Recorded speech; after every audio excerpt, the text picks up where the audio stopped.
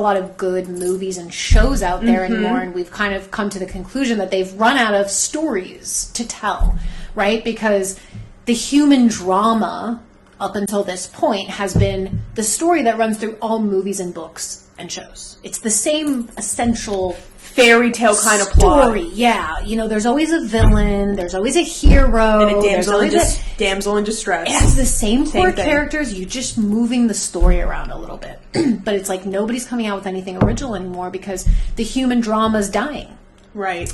And nobody's going to be able to write new stories from the mind. Right. It's going to be the same. Because you can't comprehend, like, the way that mom would tell stories, the way that Source is a storyteller, you never imagine what's coming next. And that's something egos can't write. Right. So I believe the only true people who are now going to be able to, it's no longer going to be kind of like where we're going off the past. It has to be new stories, and the new story has to be written. It has to be lived and experienced.